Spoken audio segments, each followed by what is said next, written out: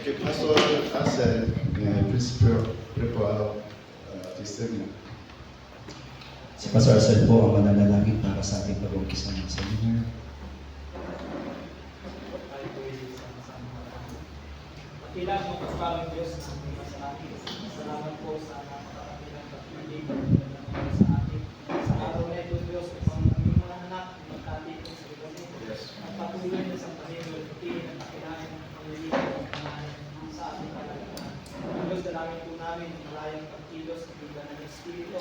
Mula sa iyong mga lingkod na gagamitin ng gagawin ng mga salita hanggang sa tagapakinig ng mga salita ay kapwa kami mapagpala, nawa kapwa kami lumagok sa aming buhay na ng palataya. Sa amin po Diyos ang pagsusumpay sa buwan sa hapon. Nawa ang pangalan mo, sa mga taas, mga pangalan sa mga kalapon. Sumami ko na sa pangalan ng Jesus. Amen.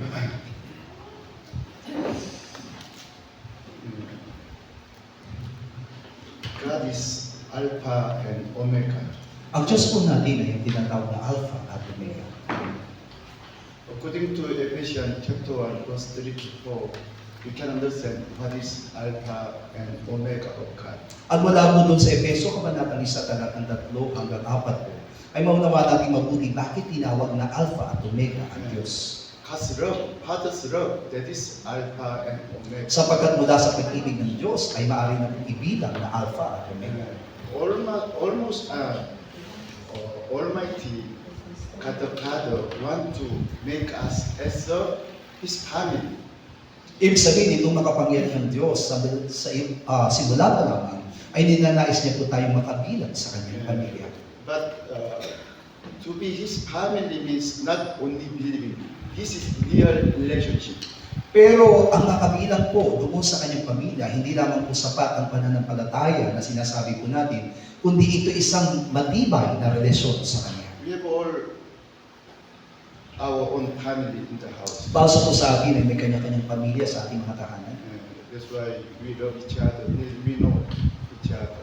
At naunawa natin mabuti na kailangan nating magmahalan sa bawat isa at makakilala o magkakakilala sa bawat isa. That's why even though when you are staying in the world, in here, we have to make real relation with God the Father as His Son. Kaya naman sa ating pananatili sa sanlibutan ay kailangan po na mapanatili din natin yung ating relasyon sa Diyos bilang kanyang mga anak. If God is our Father, really we can really understand, even though understand God the Father. Kaya naman kung ang Diyos ang tunay na ating Ama, maunawaan natin mabuti kung anong nilalaman, maging ang isipan ng ating Ama. But not only understand, already I told you, this is only just believing real relationship. Pero hindi lamang po maunawaan yung sinasabi ng ating Diyos, Ama, kundi katulad ng aking sinabi, magkaroon tayo ng tunay na relasyon sa Kanya bilang ating Ama. John chapter 17 verse 3, this is eternal life, that they may know you, the only true God, and Jesus Christ whom you have sent. At katulad ng sinabi po sa Juan, Kabanatang 17, talatang 3, ito ang buhay na walang hanggan, na ikaw ay makilala nila na isang Diyos na tunay na siyang sinugo sa makatawid bagay sa Yesu Kristo. Here, they may know you, this is original word is ginosko. Ang sinabi dito ay makilala kanila bilang isang Diyos sa wikang Griego po ay kinosko. But in the Old Testament Bible, same word is yada. Pero sa lumang tipan, katulad din po ng pananalitang ito, pero ang ibig sabihin nun po ay iyada. Already some pastors you understand the meaning of yada. At sa ibang mga pastor ay naiintindihan na po yung salitang iyada. The meaning of yada is not only just know, diba? Simply know. This relationship. Ibig sabihin po ng salitang yada, hindi lamang po kilala mo, kundi meron kang tunay na relasyon sa Kanya. Usually in the Bible, husband and wife, Bible said they know each other. Katulad mo ng sinasabi ng Biblia at ang binibigay na halimbawa ay ang tunay na mag-asawa, ibig sabihin ang mag-asawa ay magkilalang mabuti. Yeah, like I said, in the Bible, Adam yada to Eve, and then get the Son said. Katulad nga po ng sinabi sa Biblia kung paano si Adan ay nakilala si Eva at sa pamamagitan nun ay nagkaroon sila ng anak at yun ay si So Seth. we can understand true meaning of the yada, that is together sleep. Kaya nga po yung yada ay hindi lamang po magkakilala kundi sila po'y nagsiping. This John chapter 70 verse 3, no, ginosko, the same meaning of the yada. Kaya ito po yung sinasabi po doon sa sinasabing makilala ka sa 1 Kabanatang 17, talatang 3 na yada.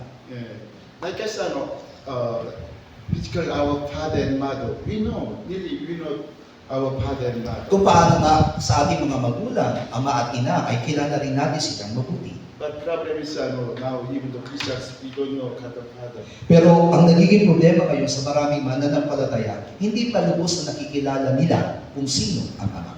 That's why this is very important about Trinity God. Iyan ang dahilan kung bakit napakalaga ito para maunawaan yung tatlong persona ng Okay, Diyos. let's see. Hosea chapter 6, Hosea, Kabanatang verse 3. 6, tsaka talata po ay 3.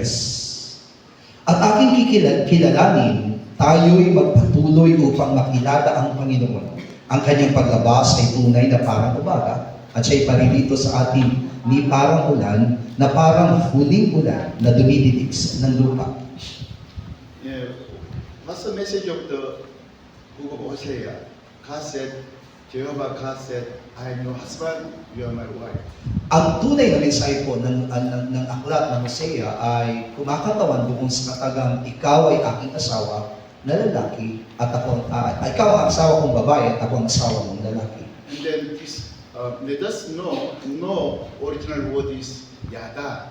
Yada. At yung sinasabi dito makilala, ang ibig sabihin po sa salitang Hebreo ay yada. Means let us know God as our husband and we are his wife. Ibig sabihin na makilala natin ang Diyos bilang ating asawang lalaki at tayo ang kanyang asawang babae. That's why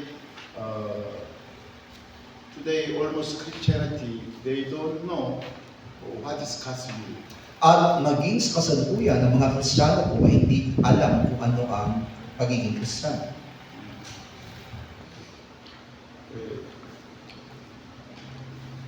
From people, we believe Jesus is true God and eternal life. Sa umpisa pa lamang po ay naunawa natin mabuti na si Jesus ang buhay at ang buhay na walang hanggan. First John chapter 5 verse 20, but He is the true God and eternal life. Sa unang 1 Kabanatang 5, talatang 20, siya ang Diyos at ang buhay na walang hanggan. We believe, but problem is just we believe through our head. Maaari nga po na ito'y ating pinapanaligan, ngunit ang ating pananalig ay nananatili lamang sa ating kaisipan. But we are not really believe and Jesus Christ in our heart. Ibig sabihin, hindi po lubos yung ating pananalig at hindi natin pinapanatili ito sa ating mga puso. That's why sometimes somebody said Jesus is God.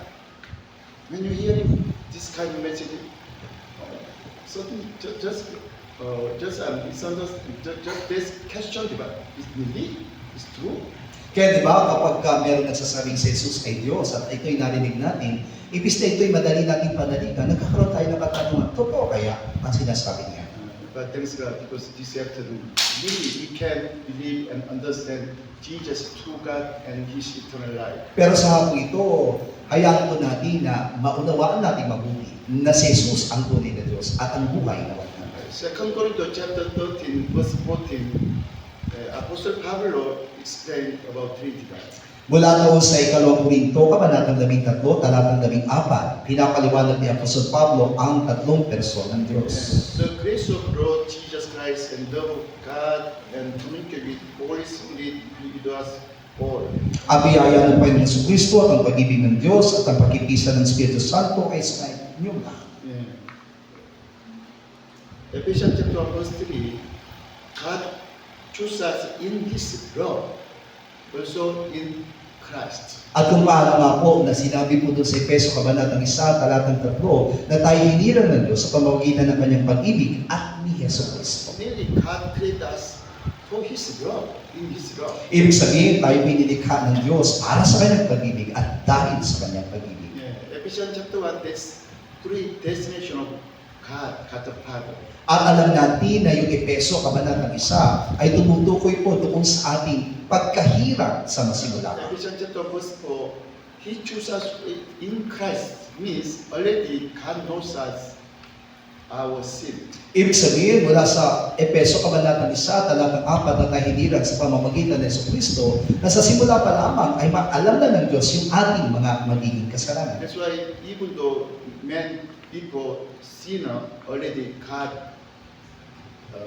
set up His Son as a Christ. Kaya bago pa man magkasala ang tao, ay itinalaga niya na ang kanyang bugtong na anak na sa Yesu Kristo. Yeah.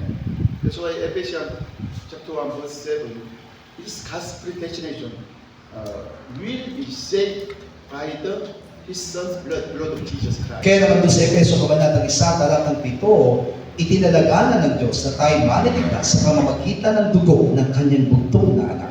It is grace of Jesus Christ, Son of God Jesus Christ. Kaya masasabi natin dito ay biyaya ng Yesu Kristo at kaligtasan galing kay Yesu Kristo. That's why when we come to God the Father's love, first we have to come to grace of Jesus Christ. Kaya naman bago tayo makalapit doon sa pag-ibig ng ating Diyos Ama, kailangan po nating tumungo o lumapit sa pag-ibig ni Yesu Kristo.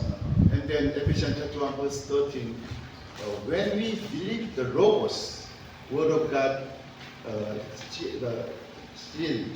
Holy Spirit sealed to us as God's children. Kaya naman sinabi doon sa Epeso sa ating pananalig doon sa tinatawag na Logos, ito'y tatatakan ng banal na Espiritu Santo.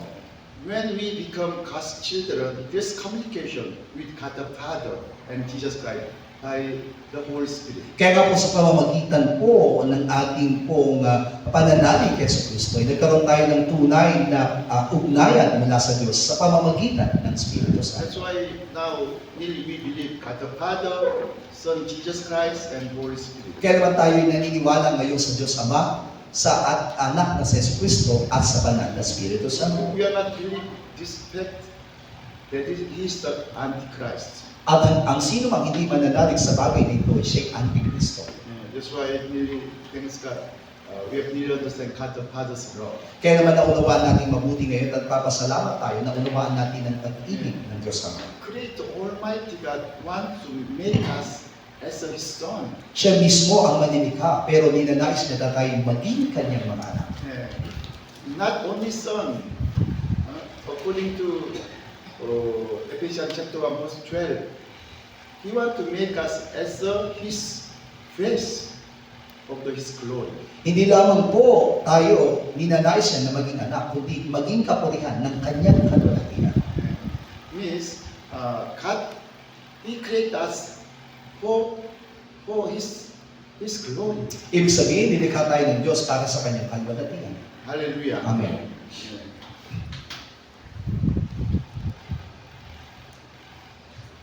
And then, by the grace of Jesus Christ, we can receive God the Father's love. At sa pamagitan po ng biyaya ng Yesu Kristo ay matatanggap natin ang pag-ibig ng Diyos Ama.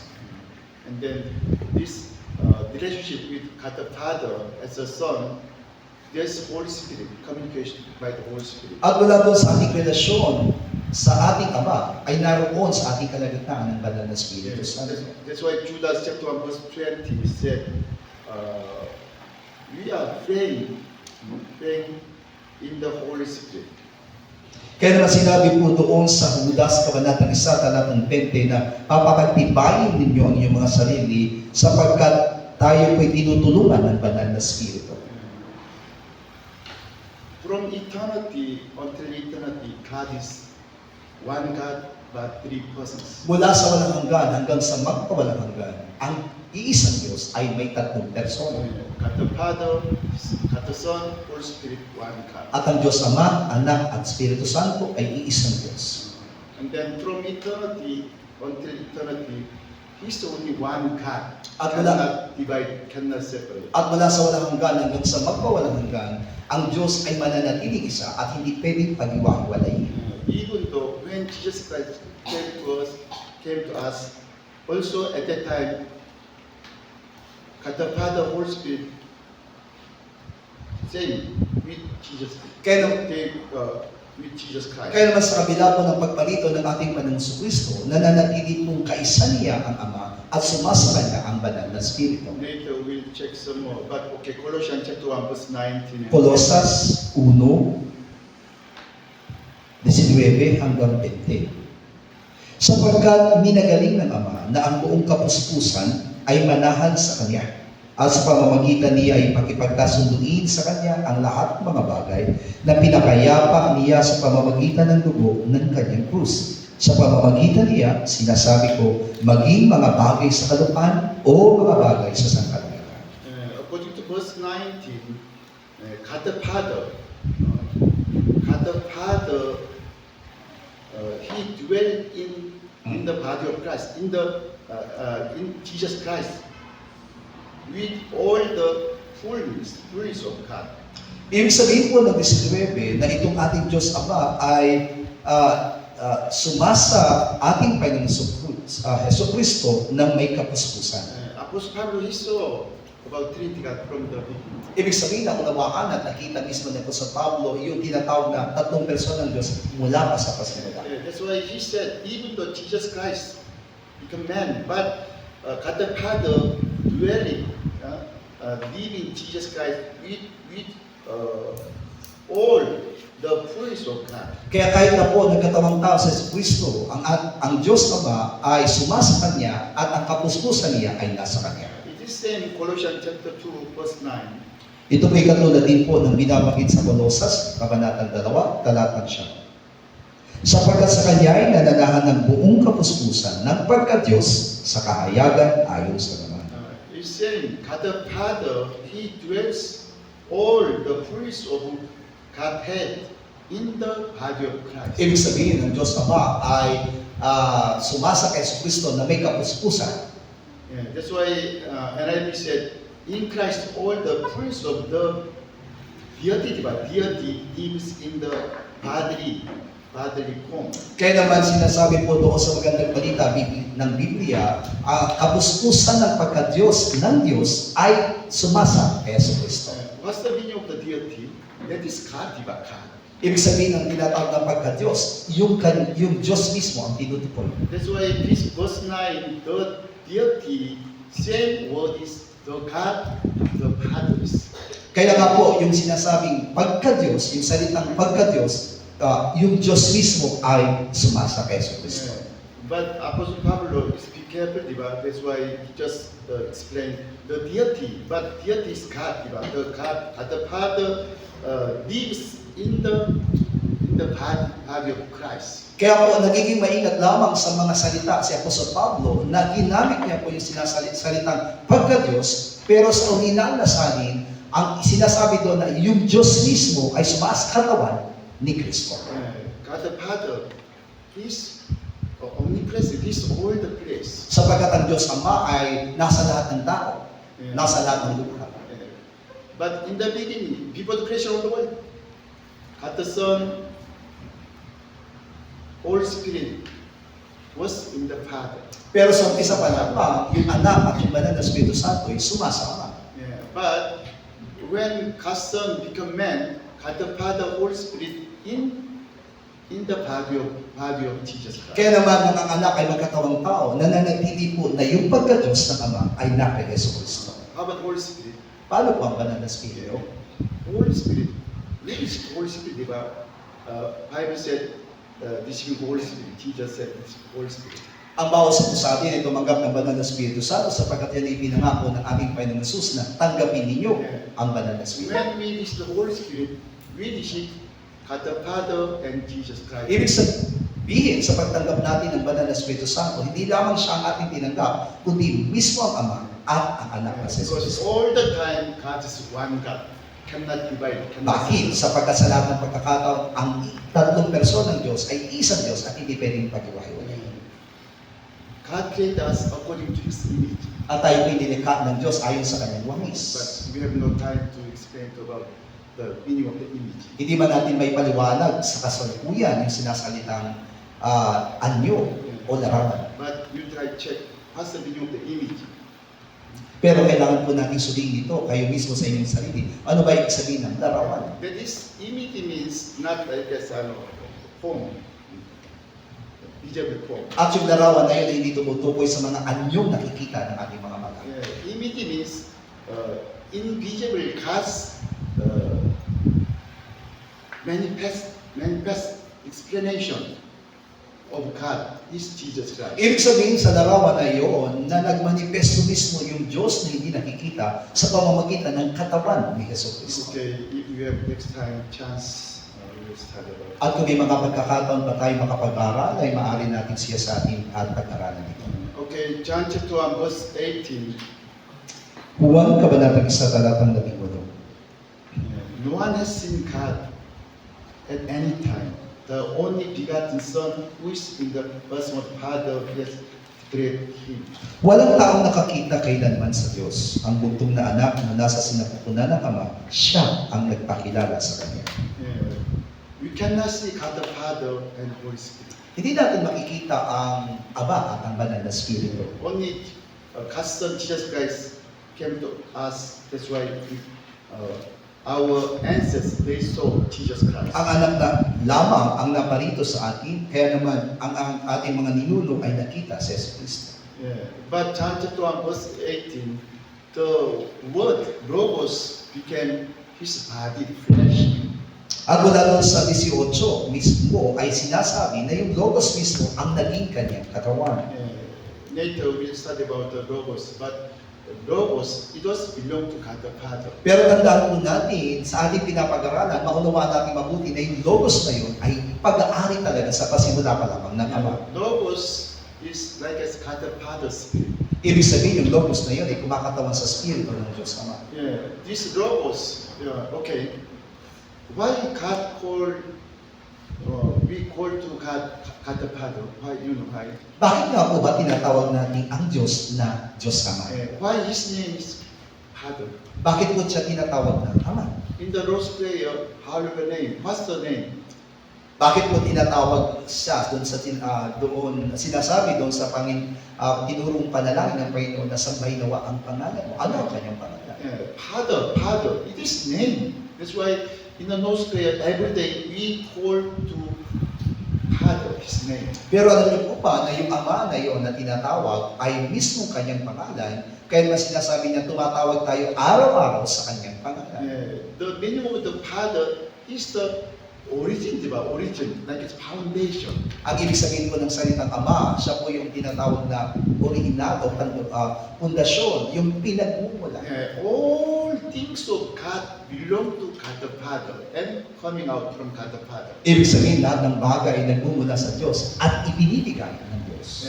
There's only one word of God, Logos, is from God the Father. Kaya nga po, iisa lamang yung salita ng Diyos na yun, yung Logos, na galing mismo sa Ama. Also, there's one glory of God, is belong to God the Father. At maging sa pagdating sa kalwalatian, ay iisa lamang iyon at galing iyon sa Ama. There's only one kingdom of God, it just belong to God the Father. At maging yung tinatawag na karya ng Diyos ay nag-iisa lamang at yun ay galing din sa Diyos Ama.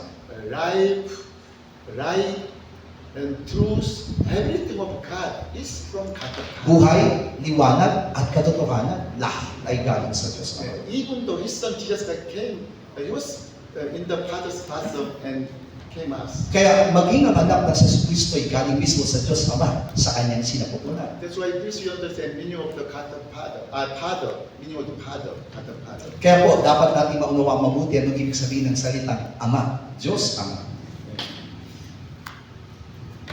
Matthew chapter 21, verse 12, 13, Jesus cleaned the God's temple.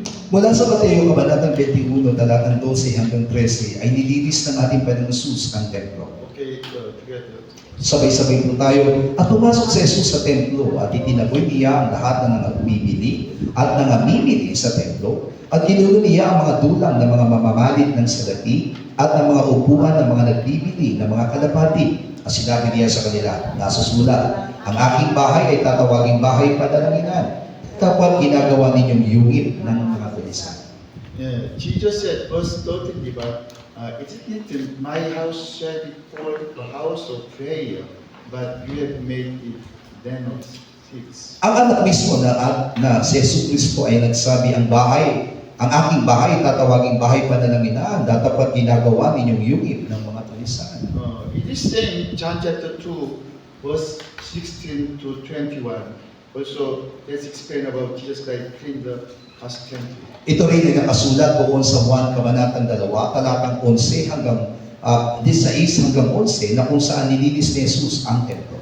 Verse 16, diba? He said, those who sold doves, take these things away, do not make my father's house merchandise. Sinabi niya nga po doon sa nabibili ng mga kalapati na alisin ninyo rito, mga bagay nito, huwag ninyong gawing bahay ang aking ama ng bahay kalapati. And then verse 17 and 8, they asked him, what sign do you show us?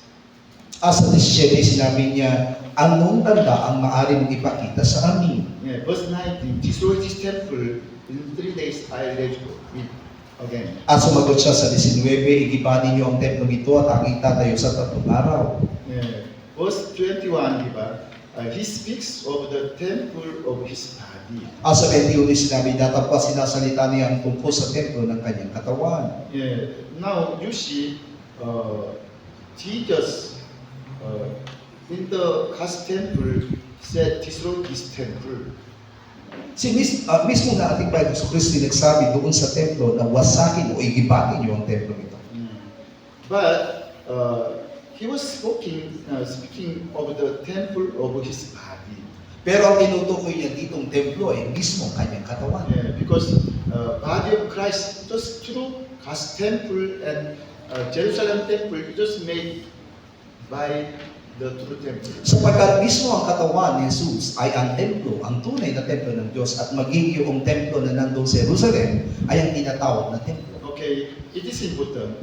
Jesus said, my body is God's temple and Father's house. Kaya nga po, napakahalaga na unawaan natin mabuti yung sinabi ng ating Panginoon Jesus na yung aking katawan ang tunay na templo at yung aking katawan ay tunay na tahanan ng Diyos. This time it's very hard to understand why Jesus said, my body is Father's house. Maaari nga po sa kasalukuyan ay nahirapan natin hirapan tayo unawain na bakit tinatawag niyang tahanan ng Diyos ang kanyang katawan. Yeah. But please you understand about the video critical. One God, diba? One God, but 3 persons. Pero kailangan natin maunawang mabuti yung sinasabi niyang 3 person ng Diyos. Iisa pero 3 persona. Yeah. God is not small God, He's Almighty God. Ang Diyos ay hindi lamang simpleng Diyos, kundi isang makapangyarihang Diyos. We are just mere man. You cannot fully understand. Just through the Bible, it is good to believe. At dahil tayo tao lamang, hindi natin lubos maunawa ng mga bagay nito. Pero ang kailangan po natin gawin ay lubos na panaligan nito. You see, like as John chapter 3, verse 13, Jesus said, okay, let's see together. John chapter 3. Juan 3:13. At walang umakyat sa langit, kundi ang nanggaling sa langit, sa makatuwid bagay ang anak ng tao na nasa langit. What's the meaning of this verse? Ano ibig sabihin ng versikulo ito? No man has ascended up to heaven, but he that came down from heaven, in the Son of Man, which is in heaven. At walang umakyat sa langit, kundi ang nanggaling sa langit, sa makatuwid bagay ang anak ng tao na nasa langit. Now Jesus said, but now I came down from heaven and here, but same time also He is in heaven. Sinabi mismo ni Yesu Kristo na siya'y galing sa langit at bumaba dito sa lupa, pero sinasabi niya rin nananatili siya sa langit. Hallelujah. Amen. Because God is not small God. Jesus is not small God. He's Almighty God. Tandaan po natin, hindi simpleng Diyos ang Diyos, kundi siya isang makapangyarihang Diyos. Yeah.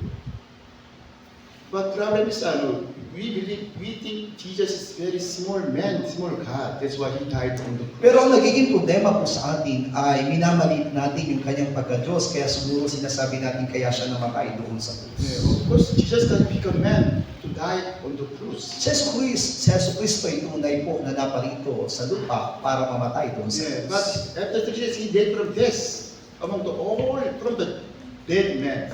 Pero Only one pagkatapos dead. po ng lahat ng 3 araw, siya ay muling nabuhay at siya lamang ang tanging nabuhay. sa mga patay. We cannot wait from death at the die. Sapagkat tayo, kahit pag tayo namatay, hindi natin kayang mabuhay na maguli. Jesus is not small God, He's Almighty God. Even though Jesus said, when I am here, but same time I am also in heaven. Kaya ba si Jesus ay may ipapangalan natin o mailalagay natin, hindi isang simpleng Diyos, kundi isang makapangyarihang Diyos. Kaya nasabi niya, kahit na po siya'y galing sa langit at bumaba sa lupa, nananatili pa rin siya sa langit. Okay, this one, this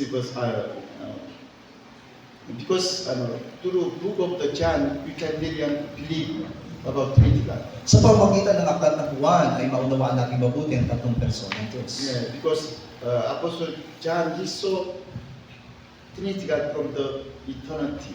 Sapagkat naunawaan at nakita rin ni Apostol Juan yung tatlong persona ng Diyos na nasa pasimula pa. Also, he saw about Trinity God in heaven, in the last day. At nakita niya rin yung tatlong persona ng Diyos doon sa kalangitan sa huling araw. Revelation chapter 1, from verse 4. Pahayag 1:4. Yeah, from verse 4 to 7, John explained to us about Trinity God. Mula sa talatang 4 hanggang 7 ay ipinapaliwanag po ni Apostol Juan ang tungkol sa tatlong persona ng Diyos. Okay, you see, verse 4, here, diba? Grace to you and peace from Him who is, and who was, and who is to come. Yeah. Who is this God? Sa 4 sinabi niya, biyaya ang sumainyo nawa at kapayapaan mula sa Kanya na ngayon at ang nakaraan at darating at mula sa 7 spirito na sa harapan ng Kanyang tutukan. Sino po yung tinutukoy dito? Until now, we don't understand, diba? Even though some believers, some pastors, they said, this is Christ. Maaari nga po na maraming mga pastor ay pinapaliwanag na ito'y tumutukoy kay Kristo. Yeah, because they don't know about Trinity God. Sapagkat hindi nila naunawaan tungkol sa tatlong persona ng Diyos. It's true, nearly all the time, God is one God. In heaven, Trinity God. In us, also Trinity God. Also in the last day, also Trinity God. Totoo naman po na mayroong tinatawag na tatlong persona ng Diyos. Maging siya'y nasa langit at nandito sa lupa na sumasa atin, siya'y mananatiling tatlong persona ng Diyos.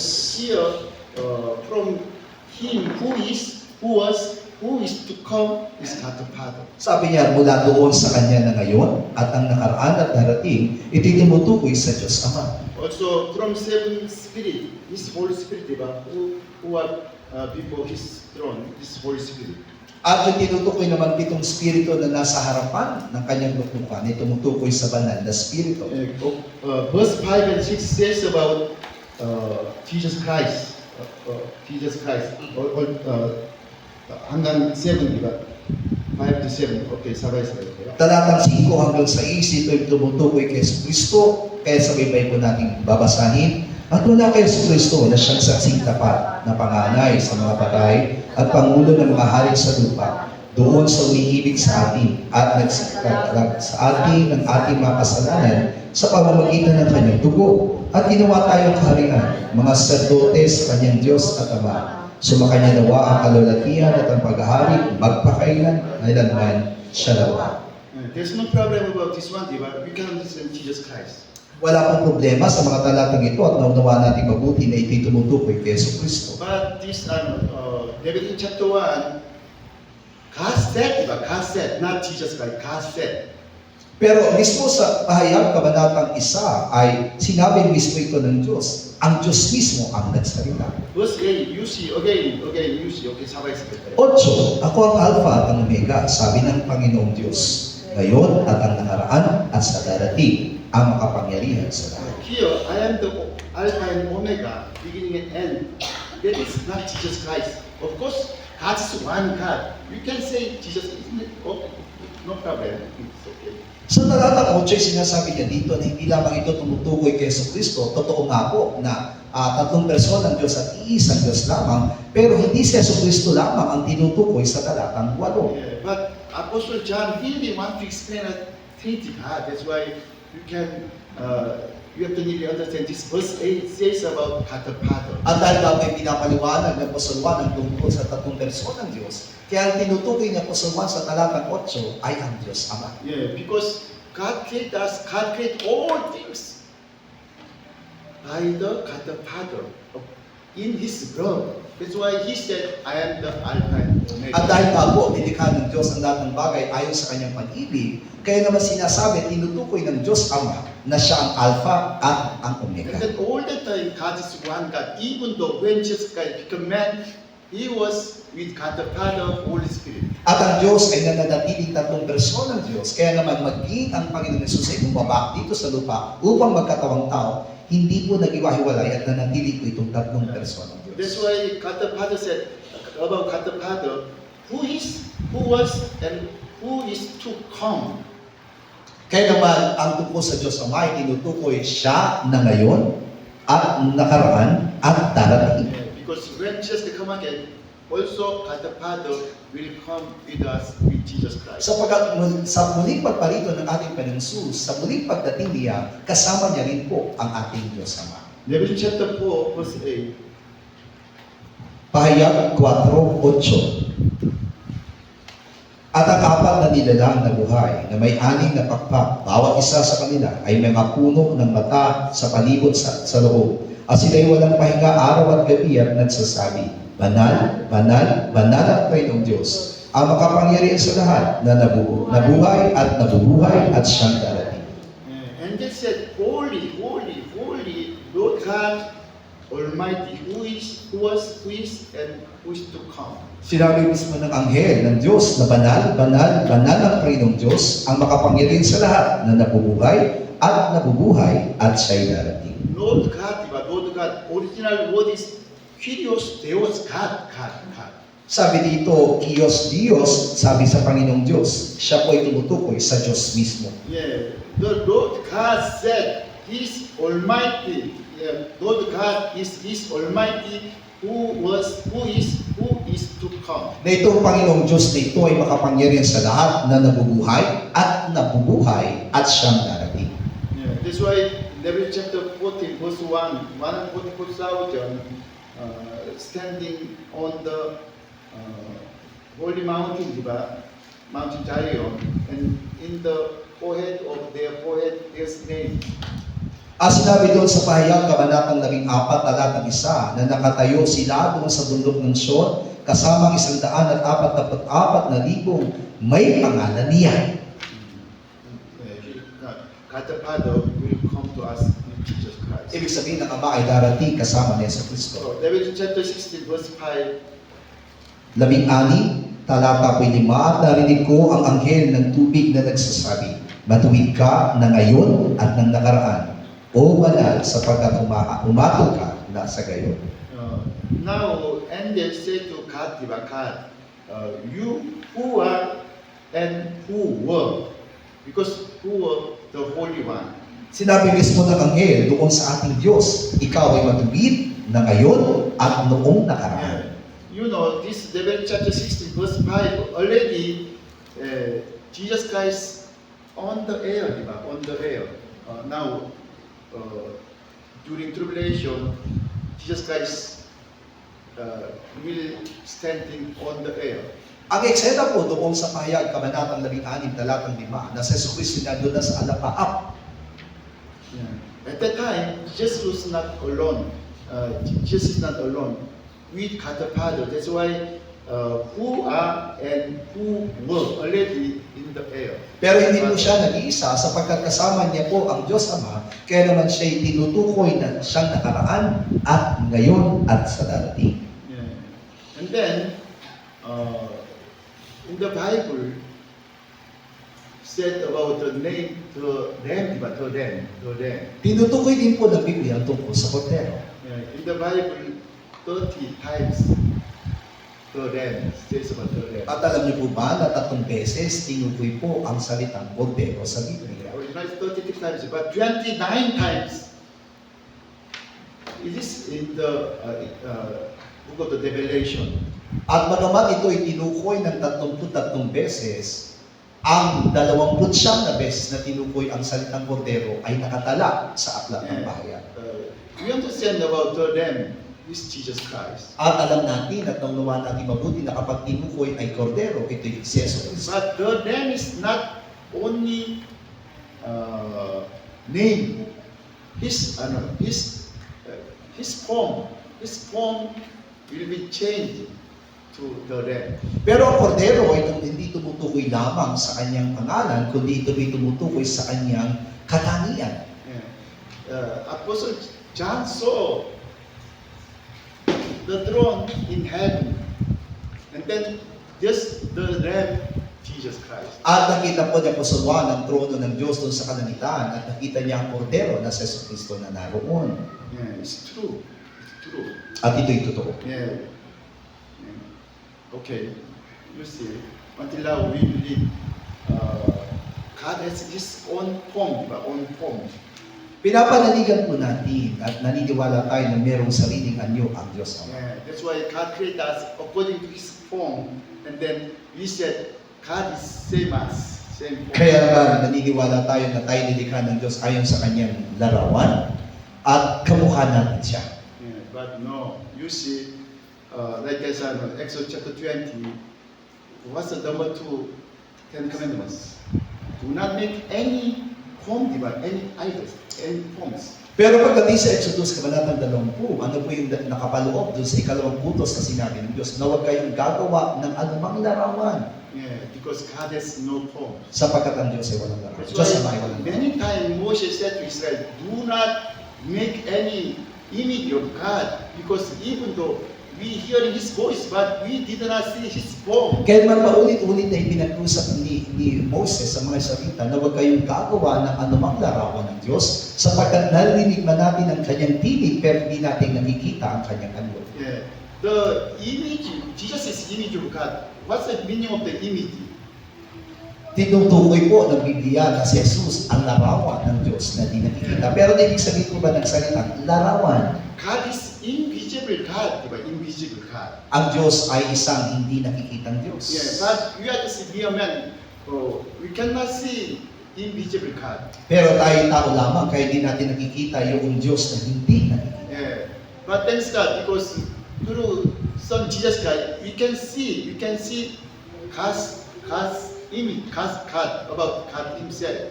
Pero salamat sa Diyos, salamat kay Kristo sapagkat sa pamamagitan niya ay nakikita natin yung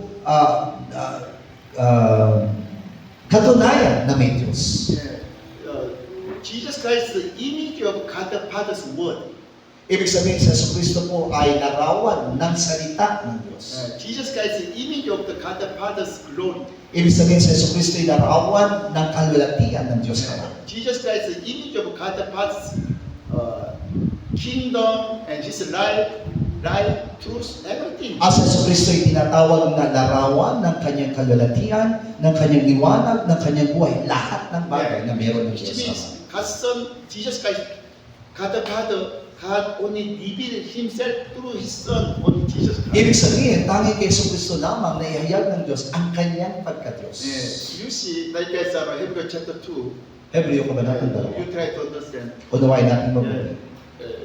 Okay, let's see Hebrews chapter 2. Dos.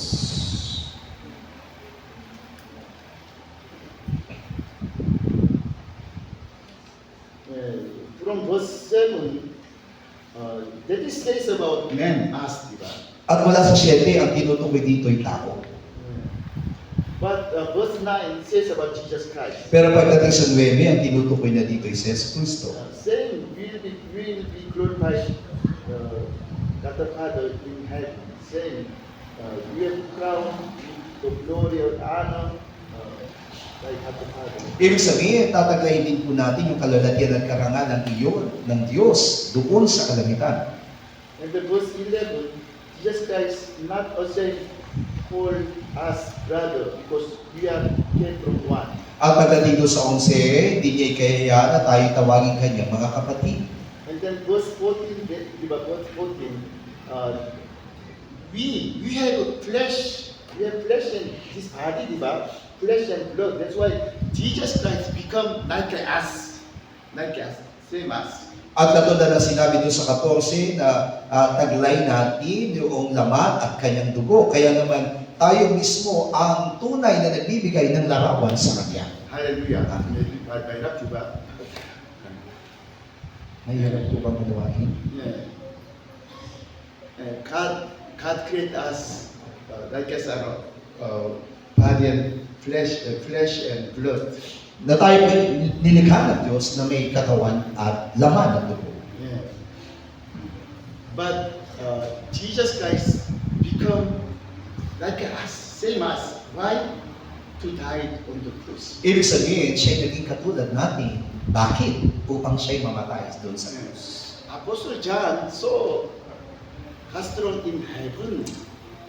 There's Jesus Christ. Nakita mismo niya po sa Juan yung trono doon sa kalangitan at naroon si Yesu Cristo.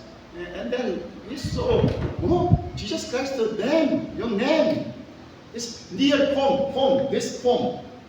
At nawa mabuti na po sa Juan na si Yesu Cristo pala ang tunay na talagang kordero ng Diyos sapagkat nakita niya mismo yung Of larawan. course, we need to be careful because the young form of the young name is not Jesus Christ. Pero kailangan natin maging maingat sa ating naririnig ngayon na hindi ibig sabihin na yung kung nakita niya may kordero doon, yun ay larawan niya Yesu It's Cristo. just message, the work of the Jesus Christ. Want to God explain to us the message of Jesus Christ. This is the Lamb. Ibig sabihin lamang po dito, yung mensaheng ginawa mismo na tinupad ng ating Panginoon Yesu Cristo ay nagsisilbi siyang kordero. Okay, one by one, let's see about the throne of God in heaven. Unawain natin mabuti isa-isa yung tungkol sa kordero ng Diyos sa kanyang trono. Okay, did you see Catholic Church? Some images, 3 images and 3 thrones in heaven. Di ba sa mga church ng mga iglesia, ng mga Catholic, ay nakakakita tayo ng 3 larawan na may 3 trono na nasa langit daw. There's God the Father's throne, and then there's Son and Holy Spirit.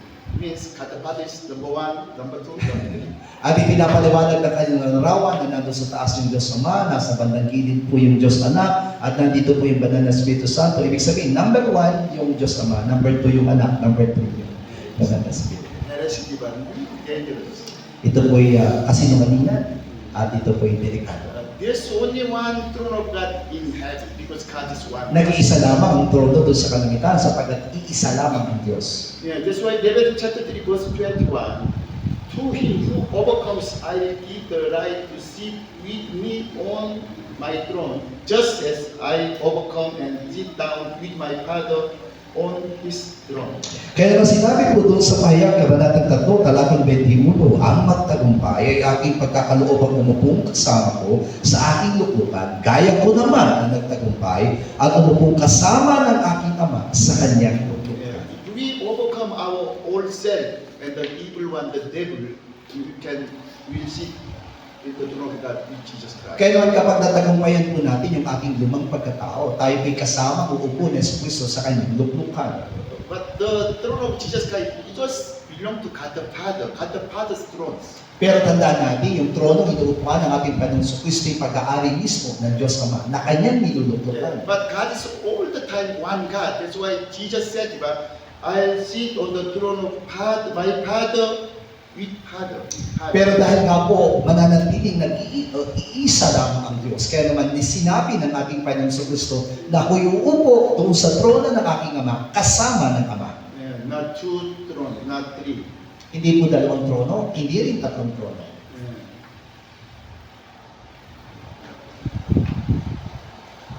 Revelation chapter 4, verse 2. Pahayag 4:2. There's a throne in heaven with someone sitting on it. Tinutukoy dito na may isang luklukan, may luklukan doon sa kalangitan at merong nakaupo. Next time you check verse 3, 4, 5, or and then verse 8. Holy, holy, Lord God Almighty, who was and is to come. At doon sa 8 sinasabi, banal, banal, banal ang Panginoong Diyos, ang makapangyarihan sa lahat na nabuhay at siya'y darating. Already I told you that the throne of God the Father and about said about God. At katulad ng aking nasabi na ito po'y trono ng Diyos Ama at naging trono rin ng anak And then at Revelation chapter 7, verse 17. Okay, sabay-sabay tayo. Pahayag 7:17. Sabay-sabay po, sapagkat ang kordero na nasa gitna ng luklukan ay siyang magiging pastor nila at sila'y papatnugutan sa mga bukal ng tubig ng buhay at papahiri ng Diyos ang bawat luha ng kanilang mga mata. So then, Jesus Christ at the center of the throne will be their shepherd. Ang sabi doon, ang kordero na nasa gitna ng luklukan ay magiging pastor nila. Of course, Jesus Christ sit on the throne of God with God the Father. At si Yesu Kristo ay nakaupo doon sa trono kasama ng Diyos Ama. How to understand? There's glory of God the Father in the throne of God. Paano natin ito maunawaan? Taglay ng trono iyon, ng kalulakian ng Diyos Ama. Apostle John saw glory of God the Father when Jesus Christ, the young man Jesus Christ, sit on the throne of God. At nakita mismo ni Apostol Juan yung kalulakian ng Diyos Ama habang nakaupo sa Yesu Kristo bilang kordero. That's why you check the book of the Revelation. Some verses, oh, God sit on the throne of God. Kaya nga po sa pahayag, kapag siniyasat natin ang mga tungkol sa trono, minsan mababasa po natin ang Diyos ang nakaupo sa trono. Like I said, someone sit on the throne of God. Is that God? Na binabanggit doon na mayroong nakaupo doon sa trono at yun ay ang Diyos. But other many verses said the Lamb sit on the throne of the center, even the center of the throne of God. Pero maraming beses na sinasabi po na ang mismo nakaupo doon sa trono ay ang kordero ng Diyos. Yeah, because Jesus Christ sit on the throne of God with God the Father. Bakit? Sapagkat si Yesu Kristo ay nakaupo sa luklukan ng trono iyon kasama ng Diyos. But God the Father cannot show to us His some image or some beings. Bakit? Sapagkat mismo ang Diyos Ama hindi niya pwedeng pakita yung kanyang larawan, yung kanyang anyo. Yeah, only through His glory, diba? His glory, He revealed Himself. At naipapakita lamang hindi ng Diyos Ama ang kanyang pagkadiyos sa pamamagitan ng kanyang kalwalatian. That's why in the heaven, God's throne was so glorious, so much glory, bright and glorious. Kaya naman sa kalangitan, kapag ito'y nakita natin yung kanyang trono, ito'y puspos ng kanyang And kalwalatian. then in the center of the throne of God, there's the young man Jesus At Christ. sa kalangitan ng luklukang iyon ay naroon sa Yesu Kristo. That's why Jesus said, after I overcome and sit on the in my Father's throne in heaven with God the Father. Kaya nga sabi doon, matapos ako magtagumpay, ako'y lumuklok sa trono ng luklukan ng Ama, kasama ng Ama. That's why Revelation chapter 22, verse 3, diba? No longer will there any cause. The throne of God and of the Lamb will be in the city. Pahayag 22:3. At hindi na magkakaroon ng kanang sumpa at ng luklukan ng Diyos ng Kordero ay naroon at siya'y paglilingkuran ng kanyang mga halihim. One throne, but it is the throne of God and then the Lamb Jesus Christ. Isang trono ng Diyos Ama, pero ang naroon ay ang Kordero sa Yesu Kristo. Revelation chapter 21, 20-23. Pahayag 21, 22 hanggang 23. At hindi ako nakakita ng templo doon sapagkat ang Panginoon Diyos ang makapangyarihan sa lahat. Ang Kordero ay siyang templo doon. At ang bayan na hindi nangangailangan ng araw o ng buwan-buwan upang lumiwanag sa kanya sapagkat nililiwanagan ng kalwalatian ng Diyos. Ang ilaw doon ay ang Kordero. Thanks God, because when Apostle John saw God's temple, but there's no God's temple because already God Himself and the Lamb Jesus Christ be temple in heaven. Ang sabi doon ay wala na talagang tinatawag na templo sapagkat doon mismo ay ang Kordero ang templo.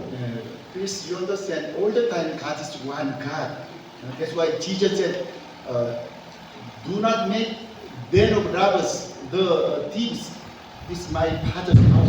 Kaya unawain natin mabuti na ang Diyos ay mananatiling tatlong person ng Diyos at iisang Diyos. Kaya naman, magiging maliwanag sa atin ngayon kung bakit sinabi po ng ating Panginoon na huwag niyong gawin ugat na magnanakaw ang aking templo. Jesus said to Jerusalem temple, this is my house, also Father's house. At sinabi rin po mismo ng ating Panginoon Jesus sa templo doon sa Jerusalem, ito'y aking tahanan, ito'y tahanan ng aking Ama. True temple of God is my body, my body. Pero binanggit niya mismo ang tunay na templo ng Ama ay ang aking katawan. Yeah, that's why if you kill me, I raise from this within 3 days. Kaya naman sinabi niya na kung ako'y papatay ninyo, ako'y muling babangon sa ikatlong araw. Yeah, Jesus not alone all the time with God the Father.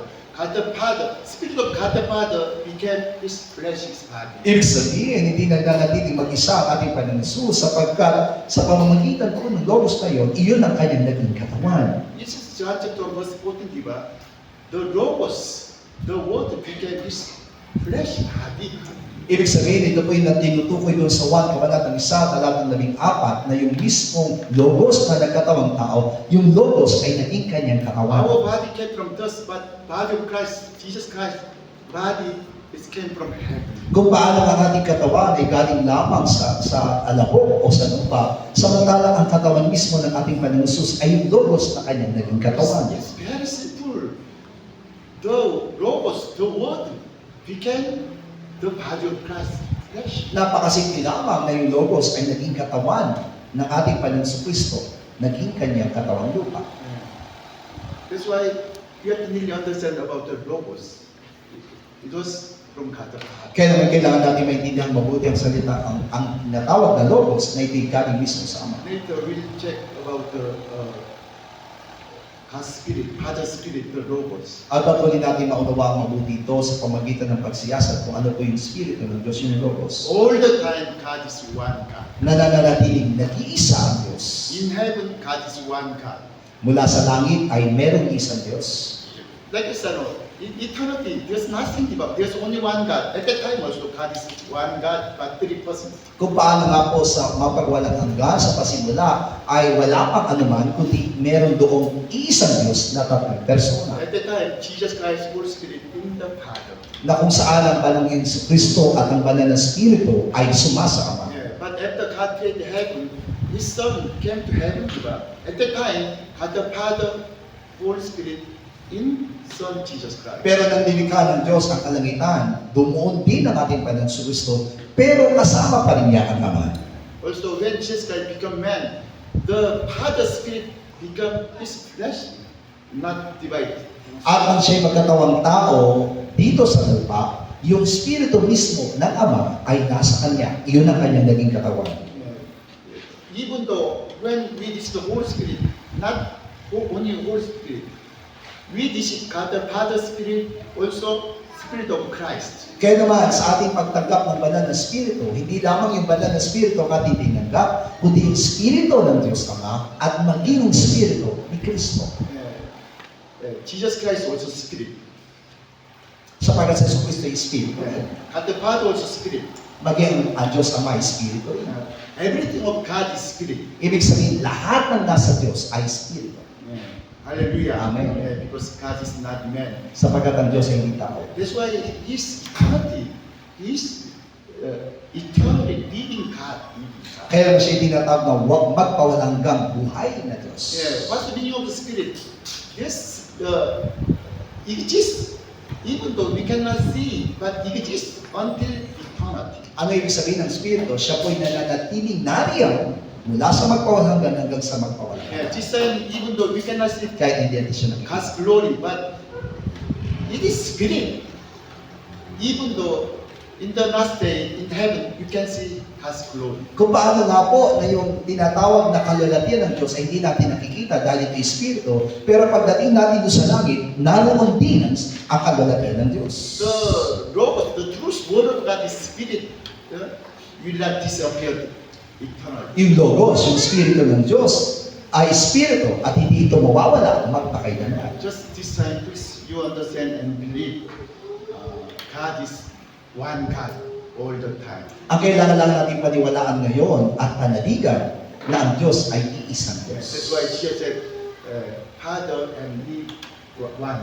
Kung paano sinabi niya, ako at ang Ama ay Jesus said, I am in the Father, Father is in me. At sinabi ng ating Panginoon, ako'y sumasama at ang Ama ay Because sumasama. God cannot divide. Sapagkat hindi sila pwedeng maghiwalay, sila'y mananatiling isa. Even though when Jesus Christ became man, there's Trinity God. in Jesus Christ. Kaya naman, kahit na po nagkatawang tao ang ating Panginoon sa Kristo, mananatili siyang tatlong person ng Diyos. Also in heaven, in the throne of God, also Trinity God sit on the throne of God. Kaya naman ang maging sa kalangitan, doon sa kanyang luklukan, ay mananatiling tatlong person ng Diyos. Even though we can see in heaven only the Lamb Jesus Christ who sit on the throne of God. Sa kabila po na nakikita po natin doon sa trono, ang nakaupo ay ang kordero ng Diyos. But we can see the glory of God the Father from coming out from the throne of God. At mula doon ay maaninag po natin yung tunay na sinag ng kalulatian ng Diyos mula sa luklukan. Also later we will see about the Holy Spirit. Who is the Holy Spirit? The seven eyes of the Jesus Christ, eyes of God. That's Holy Spirit. At maunawaan din natin mabuti kung sino po yung banal na Espiritu Santo na tinutukoy po ng 7 mata ng ating Panginoon sa That's Diyos. why in the book of Revelation it said about Holy Spirit, the seven eyes of the God in the body of Jesus. Kaya naman tinutukoy po sa aklat ng pahayag na yung banal na Espiritu ang nagsisilbing 7 mata sa pamamagitan ng katawan ni Yesu Cristo. Okay, this is just on Revelation chapter 4, verse 5 and 6. Pahayag 4, 5 hanggang 6.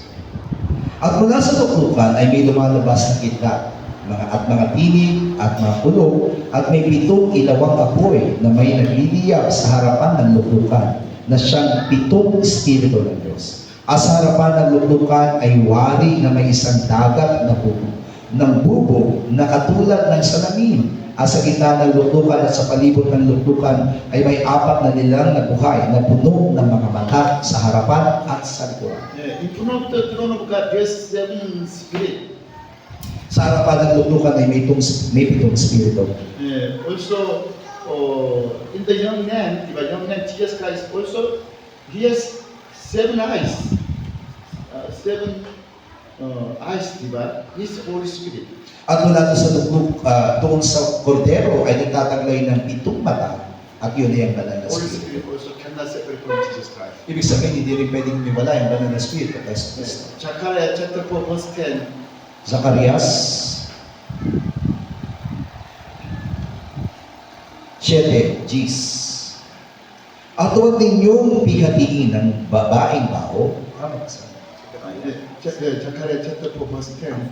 4, 7, Gis.